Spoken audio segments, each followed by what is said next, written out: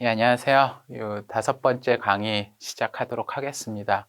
우리 아까 앞 시간 4강에서 ROE에 대한 기본적 개념, 그리고 ROE가 왜 중요한지에 대해서 설명을 드렸는데, 이것들을 이제 실제 적용 사례를 통해서 말씀을 드리겠습니다. 그리고 여기 이제 사례는 나중에 보시면 말씀드리겠지만, 개인 투자자분들이 되게 좋아하시는 장기 투자라는 개념들에 대해서 얘기를 할 때, 우리가 어떤 기업들을 장기 투자를 할 것인가 라고 했을 때 너는 간단하게 단답형으로 얘기해봐 하면은 ROE가 구조적으로 증가하는 기업을 매년 체크해서 ROE가 구조적으로 증가하는 기업에 투자를 하겠습니다 라고 저는 답변을 드릴 거예요. 그래서 여기 사례도 보면은 국내에서 이제 과거에 몇 년간 장기 투자를 할 수 있었던 대표적 기업, 이제 여기 이제 사실 신세계에 대한 내용이고요. 여기서 말하는 신세계는 이마트하고 신세계가 분할 전 신세계입니다. 되게 옛날 얘기죠. 그래서 그랬었던 기업들을 장기 투자를 한다고 했을 때 어떤 기준으로 장기 투자를 판단하고 중간중간에 의사결정을 할지를 ROE를 통해서 설명을 드릴 겁니다. 그래서 보시죠. 첫 번째 사례는 그 ROE를 통해서 기업을 비교하거나 분석할 겁니다. 우리가 동종 기업 내의 기업들은 비슷하다. 그러니까 비슷하니까 PER도 비슷하고 PBR도 비슷해야 된다. 그런데 그런 애들이 얘가 PBR이 되게 낮거나 PBR이 높으면은 얘는 싸다, 비싸다. 이렇게 얘기를 많이 합니다. 뭐 예를 들어서 여기 신세계라는 기업이 있고 현대백화점이라는 기업이 있어요. 참고로 이때는 신세계가 백화점하고 할인점을 같이 하던 때고 2006년에는 그래도 백화점 비중도 꽤 컸고 둘 다 유통업을 합니다. 그래서 얼핏 보게 되면은 두 회사는 지금 2006년 기준으로 했을 때 ROE가 16.63, 15.12 물론 한 1, 2% 차이가 나긴 하지만 뭐 비슷하다고 보면 두 개는 비슷한 회사다 라고 볼 수 있어요. 그래서 신세계하고 뭐 현대백화점 PER을 계산했는데 얘가 훨씬 비싸면 얘보다는 얘가 저평가 뭐 이렇게 접근할 수 있을 겁니다. 그런데 그렇게 접근하는 거는 좀 위험하실 수 있어요. 우선 첫 번째로 ROE를 보시는 것도 의미가 있고 ROE를 이렇게 저희 구성 요소 지난번에 듀폰 공식을 통해서 봤지만 이렇게 분석을 통해서 이 회사의 본질을 말이 아니라 숫자로 볼 수 있습니다. 그러면은 그 업종 내 기업들을 분석하거나 비교를 하는데 그리고 어떤 것들을 보는지도 중요하게 시사점을 얻을 수 있습니다. 2006년 기준으로 했을 때 신세계와 현대백화점을 보시면 신세계 같은 경우에는 ROE가 16.63이고 현대백화점은 15.15입니다. 그러니까 이걸 딱 봤을 때는 ROE는 신세계가 조금 더 좋네. 그러니까 ROE가 좋은 기업은 주주한테 좋은 기업입니다. 그러니까 그냥 딱 여기까지만 잘라서 보고 야 그래서 신세계가 좋은 회사야?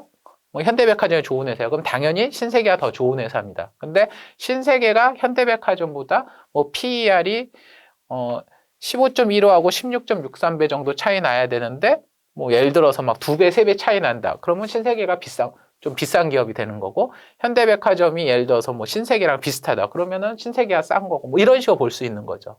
근데 이제 우리가 그 잠시만요. 예.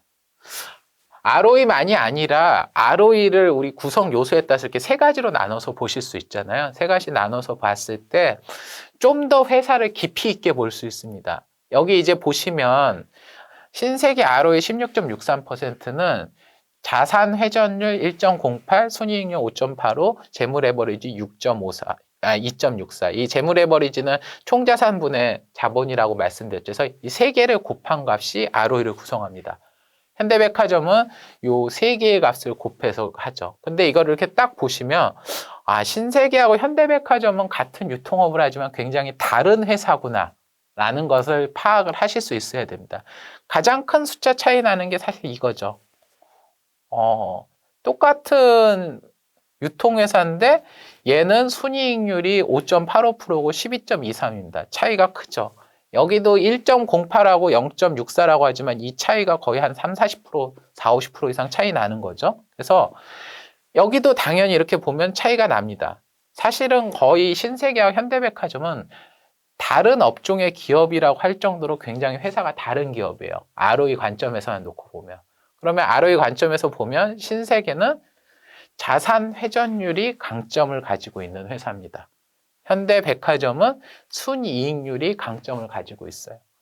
그래서 신세계의 핵심 경쟁력을 뭐냐 하면 자산 회전율이다. 자산 회전율이라는 건 뭐냐면 동일한 자산 대비 매출을 많이 발생하는 겁니다.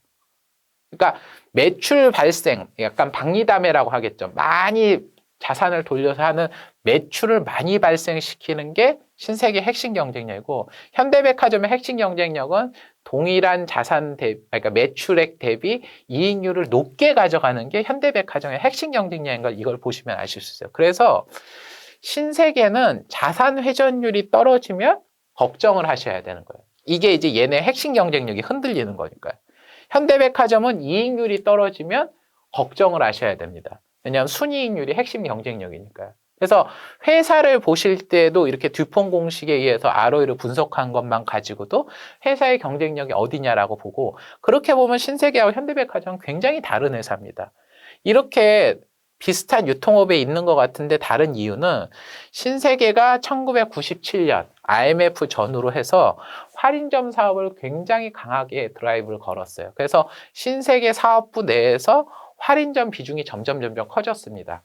예전에는 원래 백화점 사업만 하시던 회사인데, 그러다 보니까 회사에서 할인점 마트 비중이 커지니까 전반적으로 자산 회전율이 더 중요해지죠. 동일한 매점 한 곳당 매출액 발생하는 용도게 백화점보다는 당연히 할인점이 더 높을 때니까요. 그래서 이런 효과들이 한 7, 8년 누적이 되면서 신세계는 사실상 현대백화점하고 전혀 다른 기업이 된 겁니다. 반면에 현대백화점은 그때도 그렇고 꾸준히 백화점 사업을 했어요. 그래서 백화점 사업을 하다 보니까 순이익률 쪽에서 경쟁이 계속 강한 그런 기업이 된 겁니다.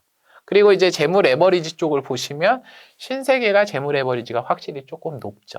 예.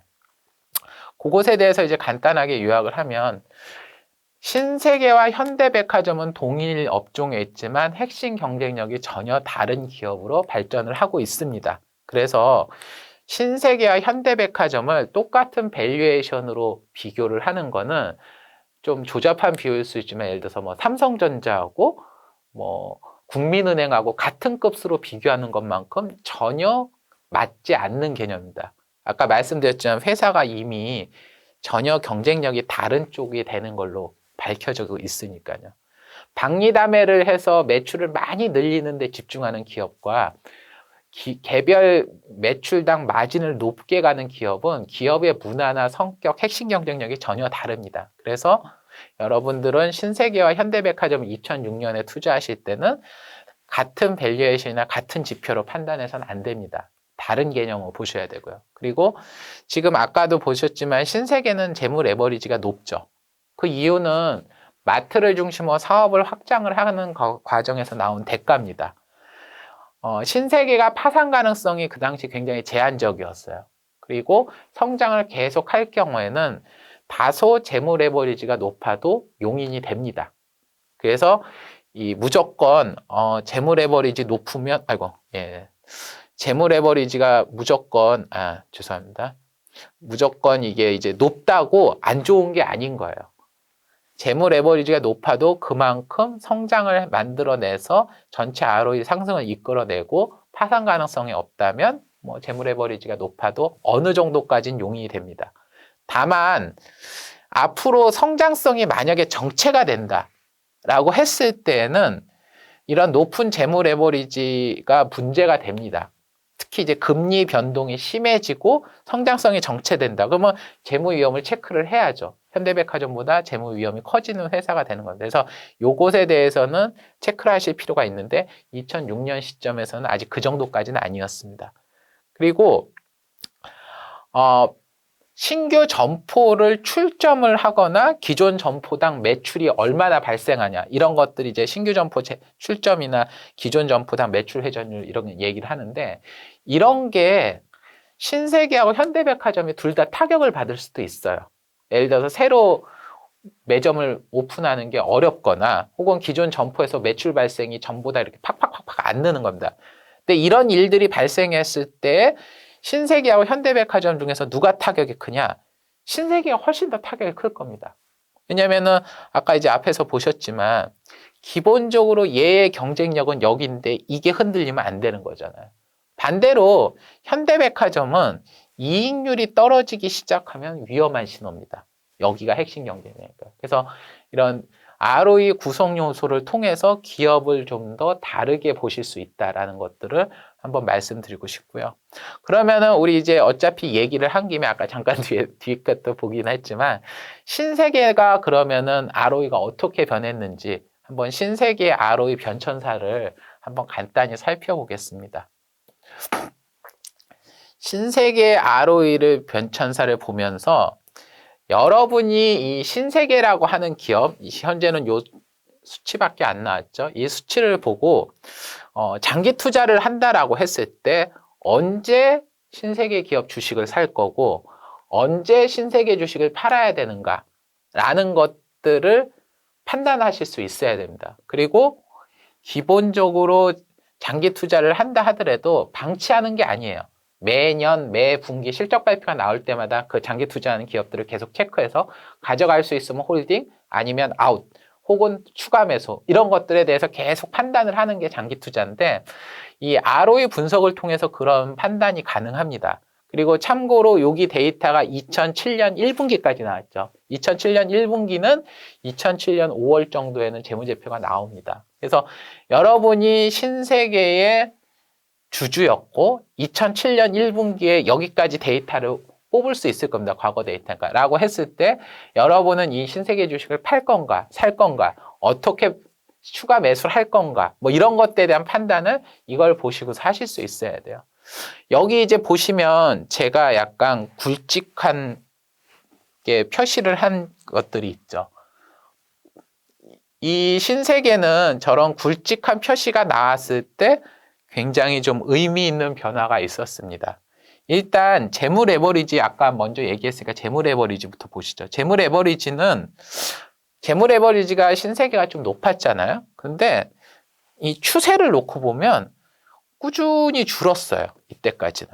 그러니까 3.34까지 갔던 재무 레버리지가 이때 줄었다. 여기 잠깐 늘긴 했지만 추세적으로 보면은 2005년 이게 5년이죠. 5년까지는 재무 레버리지가 꾸준히 줄었습니다. 그래서 사업을 해서 회사의 빚도 갚고 되게 건전한 방향으로 간 거죠. 그리고 그 기간 동안 보시면 ROE는 증가를 했고 회사는 성장을 하면서 이익도 높고 재무 비율도 줄였기 때문에 사실은 이 재무 레버리지의 절대 수치가 얼마냐라는 것에 대한 논쟁은 있지만 적어도 이때까지는 재무 레버리지 때문에 뭐 신세계가 위험하다, 뭐 부채 자본 비용이 급증한다 이런 걱정을 하실 단계는 아니라고 봅니다. 그래서 요 앞에 단계, 여기 단계를 보도록 하죠.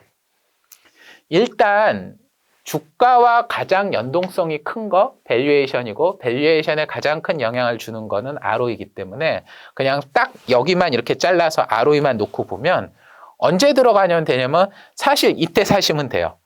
이때 사시면 됩니다.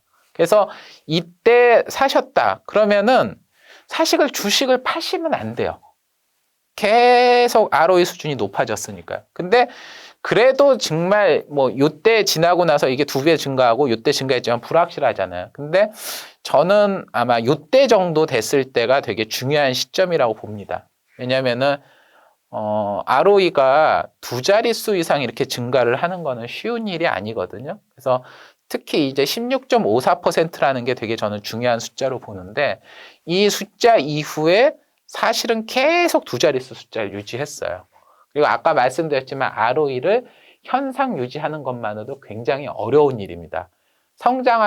ROE가 현상 유지하는 것만으로도 기업이 성장한다는 것들. 그래서 제가 투자자라면 이 ROE 수치만 놓고 봤을 때는 2000년도 이렇게 갑자기 ROE 증가하는 이때쯤에 관심을 갖거나 매수를 하고 2001년에 이렇게 투자했을 때 사고 그 다음에는 이 수치가 이렇게 점핑이 의미 있게 증가하기 전까지는 이게 깨지기 전까지는 계속 홀딩을 할 겁니다. 그래서 ROE 수치만 놓고 보면 2000년, 2001년에 매수를 했다가 2006년 데이터 나오면 좀 고민을 하겠죠. 왜냐하면 이때보다는 좀 줄었으니까. 그래도 16.54인데 16.63이니까 나쁘지 않고, 여기 한 분기 데이터 딱 나왔는데 15.77입니다. 그러면은 이게 16.54보단 깼네? 이게 지금 거의 몇 년, 6년간 가까웠던 흐름이 깬 건데, 한 분기 데이터만 가지고서 이렇게 장기 투자를 했던 걸 쉽게 포기할 수 있느냐? 요 ROE 데이터만 보선 약간 퀘스천을 가질 수 있습니다. 근데 요거를 요렇게 나눠서 보면은 조금 얘기가 달라요. 아까 제가 신세계하고 현대백화점 구분하면서 말씀드렸지만, 신세계의 핵심 경쟁력은 자산 회전율 쪽이었습니다. 경쟁사 대비했을 때도. 근데 회사의 이 전반적인 ROE, 이 신세계 하나의 기업만 놓고 봤을 때도 자산 회전율이 되게 중요한 변화를 줬어요. 뭐냐면 지금 이렇게 ROE가 두 자릿수 점핑하고 그다음 ROE가 이렇게 유지가 됐는데, 그 전에 의미 있게 수치가 점핑을 했던 때가 여기 자산 회전율 쪽입니다. 1.01, 1.01 했다. 여기서 30% 이상 점핑을 했죠. 그리고 지금 이 1.31이라고 하는 숫자가 거의 이때까지 유지가 되거든요. 그래서 이 1.3대의 자산 회전율 증가가 ROE 증가보다 1년 먼저 선행해서 나왔죠. 그리고 이 변화가 ROE에 전체적으로 큰 영향을 준 겁니다. 반면에 순이익률은 물론 여기서 이렇게 점핑을 했고 여기서도 점핑을 하긴 했는데, 순이익률은 대충 한 5%대, 여기서부터는 한 5%대에서 안착이 되죠. 근데 이거는 ROE보다 후행적으로 나오고 있어요. 먼저 선행적으로 움직이는 이 자산 회전율이 사실은 신세계라는 기업의 핵심 경쟁력이고 여기가 중요하다. 그리고 신세계에 대해서 저희가 질적으로 알게 되는 거는 이 당시에 마트 사업을 했기 때문에 마트 사업에선 이게 중요하다라는 것들을 아실 수 있습니다. 그래서 그런 관점에서 놓고 보면은 아까 ROE만 봤을 때보다는 약간 판단이 달라질 수 있어요. 네, 잠깐. 다음 페이지를 잠깐 보시죠. 아까 말씀드렸지만 ROE의 의미 있는 변화는 2001년에 있었습니다.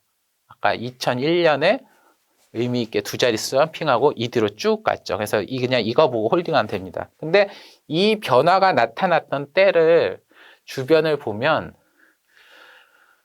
2001년에 순이익률은 개선이 됐는데 그 전에 자산 회전율이 선행이 먼저 됐습니다. 상승이. 그리고 이건 되게 의미 있는 변화였고 뒤에 이제 보시면 이 변화가 그대로 갔죠. 그래서 사실은 회사의 변수는 자산 회전율이 선행하고 이게 핵심이고 이것이 관건이었다라는 겁니다. 사실은 이제 그런 관점에서 봤을 때 굉장히 인상적인 변화가 언제냐면 2005년이에요. 2005년에 보시면 ROE 역대 최고치 찍었다 하죠. 예, 당연히 지금 보시면 역대 최고치 찍었습니다. ROE가 최고로 나온 건 좋은 일이에요. 그래서 2005년의 결과를 딱 보고서 모든 분들은 ROE만 보시면은 와 박수를 쳤을 겁니다. 그런데 이거를 이렇게 세 개로 나눠서 쪼개서 보신 분들은 2005년에 뭔가 좀 이상하다라는 생각을 하셔야 돼요.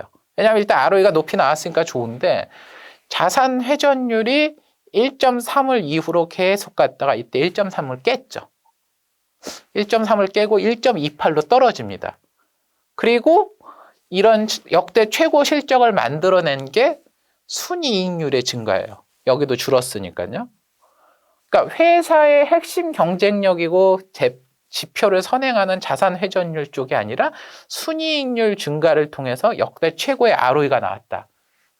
그러면 뭔가 좀 찝찝하고 이상하다는 생각을 하셔야 돼요. 뭐 그냥 ROE만 많이 나오면 좋아 이렇게 해보실 게 아니라 회사의 핵심 경쟁력은 오히려 약화되거나 흔들린 상황에서 이게 일시적 현상이 아닐까라는 고민을 하셔야 됩니다. 실제로 그래서 아까 말씀드린 대로 자산 회전율은 처음으로 2000년대 1.31을 하회했고요. 이게 되게 불안하죠. 그래서 일시적인 현상이고 혹시 장기 ROE가 하락하는 거 아닌가라고 고민을 해야 됩니다. 근데 숫자만 놓고 보면 이때 바로 팔기는 좀 그래요. 역대 최고치 나왔고 이것도 사실은 일시적으로 1.3 하회했다 다시 올라갈 수도 있으니까요. 그런데 2016년 데이터, 연간 데이터를 보면 이게 이제 2007년 뭐 한 3월 정도에 나왔겠죠. 뭐 중간중간에 분기 데이터를 볼 수도 있지만 보면 좀 이상합니다. 이게 이제 다시 원백을 했죠. 원복을 했는데도 숫자가 낮아요. 예전에 이렇게 점핑했던 효과는 다 사라졌죠. 그래도 아직 16.54는 유지하는 요 정도니까 기존 2000년대 이후에 밴드의 하단권 정도 되는데, 그런데 더 좀 찝찝한 거는 뭐냐면 얘는 그렇게 크게 많이 안 빠졌고 여기는 오히려 늘었어요. 그런데 자산 회전율이 급감을 했고 이게 1.08입니다. 1.08은 1.3하고도 차이가 날 뿐만 아니라 거의 이때 수준이 돼요. 그러니까 자산 회전율이 거의 이 신세계가 레벨 점핑을 한 이때하고는 전혀 차원이 다른 숫자로 레벨 다운이 된 겁니다. 그래서 아직 얘는 1.63으로 1.54하고 큰 차이는 없지만 핵심 경쟁력은 벌써 1년, 2년 전부터 숫자가 이렇게 안 좋은 거예요. 근데 이제 그럼에도 장기 투자하시는 분들은 그냥 한 개 보고 이렇게 섣불리 판단하면 안 되잖아요. 아직까지 그래도 얘는 숫자가 이때보다 높으니까. 그래서 좋아. 이제부터는 연간 데이터가 아니라 분기 데이터를 조금 더 보자라고 분기 데이터를 본 겁니다. 분기 데이터가 1분기 데이터 나왔는데 1분기 데이터가 물론 계절성이 있을 수도 있지만 16%를 하회했어요. 그리고 자산 회전율은 이 낮은 상태를 유지하면서 오히려 떨어졌고 전반적으로 수치들이 여기는 뭐 보합이지만 얘도 떨어졌죠. 그래서 이때부터 나타난 한 번, 두 번, 세 번, 한 2년 반 정도에 나온 현상이 신세계의 장기 핵심 경쟁력이 흔들리는 의미 있는 변화라구나 라고 생각을 하고, 이게 데이터가 2007년 5월에 나오거든요. 이제 이때부터는 여기서부터 장기 투자를 하셨던 분들은 슬슬 주식을 팔 준비를 하셔야 되는 겁니다. 물론 이런 ROE 분석은 분기나 연간 데이터가 나오고 데이터가 되게 길기 때문에 뭐 이거 나왔다고 하루에 팔고 하루에 매매하고 그런 개념은 아니에요. 그러니까 아까 제가 말씀드렸지만 장기 투자 관점인데, 그래서 이것들을 정리를 하면 아까 말한 2005년 이후에 자산 회전율이 의미 있게 하락했다. 그래서 레벨 다운 됐고 회복 못하고 있고 이게 벌써 1년이 지나서 다음 한 분기까지 나왔다. 그래서 장기 투자자 관점에서는 뭐 2000년, 2001년에 매수를 했다가 계속 보유하고 2005년 이후에 이상함을 판단하고 난 다음에 듀폰 공시가 이상하다 판단하는데 6년, 7년 1분기 정도 데이터 보고 2007년에 매도하는 게 맞다라는 겁니다. 그리고 요게 차트로 이렇게 나옵니다. 이게 신세계 차트거든요. 이제 요즘에는 사실 이런 기업 보기가 힘들죠. 이거 뭐 신라젠하고 또 다릅니다. 왜냐면 벌써 이게 지금 벌써 몇 년째예요. 몇 년째, 거의 한 10년 가까이 주가가 계속 이렇게 상승을 합니다. 이게 지금 5,937원 했던 게 775입니다. 그럼 이게 뭐 예를 들어서 10,000원이라고 이게 78만 원이라 하면 78배 오른 거죠. 10년간 78배가 꾸준히 올라갑니다. 물론 뭐 이 기간이나 이게 개인 투자자 하시는 분들은 힘들 수도 있지만 장기적으로 보면은 신세계는 만약에 이때고 사신 분은 아무 생각 없이 그냥 계속 홀딩하는 사람이 제일 돈 많이 번 거예요. 그리고 아까 이제 제가 앞에서 말씀드렸지만 1997년, 98년에서 2000년부터 변화가 있었죠. 그러니까 99, 2000, 2001. 그랬을 때 물론 이때 사시는 분이 최고지만 뭐 이때 빠졌다 이때 사셔도 좋지만 2000년 근처, 이게 2000년이고요. 이게 2001년입니다. 그 두 자릿수 이상 점핑한 거 확인한 다음에 사시는 끝자락이 있대요. 2001년에 사셨어도 이게 얼마냐면은 10만 원이거든요. 그러니까 7배 오른 겁니다. 이때 사시면 더 좋았지만 이때 사셔도 괜찮아요. 그리고 그 다음엔 아무 생각 없이 쭉 홀딩이죠. 근데 아까 말씀드렸지만 2000 최고치 찍고 났는데도 이상했고 2007년 1분기 데이터가 나온 게 한 요때쯤인데 요때쯤부터는 이제 고민이 되는 거죠. 이제 팔아야겠다. 물론 이때도 이상했고 요때도 이상했지만 이때부터 팔아야 되고 이때 사실 파셨으면 손해 났겠네요. 여기보다는 못 먹었으니까. 근데 요 몇 개월 차이를 빼더라도 이때부터 하시면 7, 8배 파시고 파는 겁니다. 그리고 지금 이게 데이터가 확인이 된 전체적인 2007년 11월에 피크 찍고 보시면은 2008년, 9년, 10년, 3년간 이 점을 돌파를 못하고 있어요. 심지어 이때도 넘지를 못하죠. 그러니까 회사가 핵심 경쟁력을 ROE 단에서 잃어버린 걸 1년 반 정도, 2년 가까이 확인을 하고 난 다음에 팔았는데 그 뒤로 회사가 3년이 지나도 이거를 회복을 못한 겁니다. 그러니까 신세계는 이때 이후로 핵심 경쟁력을 잃어버린 상태가 꽤 오래 갔다는 겁니다. 그러면 이런 기업은 이때 돈 벌었다고 계속 들고 가는 게 이게 장기 투자가 아니에요. 참고로 이 뒤에 보시면 그 뒤에도 했는데 2011년 6월에 신세계는 이제 이마트하고 신세계로 분할이 됩니다. 분할이 되면서 우리가 아는 여기 마트 사업을 하고 여긴 백화점 사업을 하죠. 그러면 이제 우리가 봤던 핵심 경쟁력이 이 마트 사업부가 어떻게 됐는지를 확인해 보실 수 있고, 신세계는 원래 백화점 사업을 하잖아요. 그 사업은 어떻게 되느냐 하는데, 결론부터 말씀드리면 분할 이후 이마트는 추세적으로 하락했고 거의 그 가격을 회복을 못했습니다. 그 얘기는 뭐냐면은 아까 3년 동안 신세계가 회복을 못했는데 그 이후 분할하고 나서도 또 회사는 제대로 자산 성장률이라고 하는 핵심 경쟁력을 회복 못한 채 계속 가고 있었던 거예요. 물론 지금은 다르지만 최근에 올해 같은 경우는 좋았지만 장기적 흐름에서 2000년대 10년 초반 같은 성장세를 못 갖고 그래서 장기 성장주로서의 매력은 떨어지고 이제 트레이딩 영역으로 돌아선 겁니다. 백화점 사업을 하는 신세계 주가도 계속 부진했어요. 차트로 보시죠. 이게 이제 이때 분할을 했고요. 분할하고 나서 월봉 차트입니다. 3개월 좋았습니다. 3개월 좋았고 사실 내가 여기서 사서 여기서 먹으면 이것만 해도 어디야 라고 하면 드릴 말씀은 없는데 이러고 나서 여기까지 회복을 못했죠. 그러니까 이게 지금 2011년에 분할되고 12년에도 안 좋고 13년에도 안 좋은 겁니다. 그리고 이때 반등했지만 이 가격은 예전 이때 3년 전 가격하고 크게 바뀐 게 없죠. 그러면 우리 앞에서 봤던 것처럼 한 3년 안 좋고 얘도 3년도 안 좋고 그러니까 신세계랑 이마트의 그런 마트 사업부는 6년째 자산 성장이랑 과거 황금기 때 성장 시절을 회복을 못하고 그저 그런 기업이 됐습니다.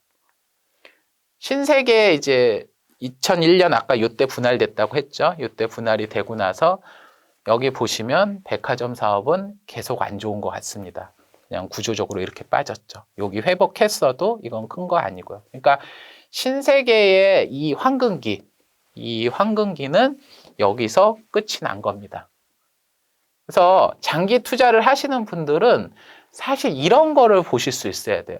물론 이제 여기서 이거 먹고 이거 하고 여기서 이거 하고 물론 이것도 기간이 되게 깁니다. 거의 1년 가까이 되는 거라서 하지만 진짜 요즘 말씀하시는 장기 투자를 하시겠다면 이런 흐름을 보시고 여기서 물량을 더 늘리던 여기서 물량을 더 늘리던 할 수 있는 것들을 하시려면 가장 중요한 것 중에 하나가 이렇게 ROE를 분석을 해서 장기적 흐름을 보시는 게 도움이 될 수 있습니다. 그리고 이런 기업은 여기 꺾였는데 과거의 추억에 빠져가지고 계시면 1년, 2년, 3년, 4년, 5년, 6년이 돼도 회복을 못합니다. 그래서 장기 투자는 이런 기업에 투자하는 거지 이런 기업에 투자하는 게 아니거든요. 이런 기업엔 투자하시면 안 됩니다. 그래서 이런 거를 할 때 되게 중요한 요소 중에 하나가 ROE고 이것들을 이제 과거의 실전 사례로 적용을 해서 알려드렸습니다. 예, 여기까지 하겠습니다. 감사합니다.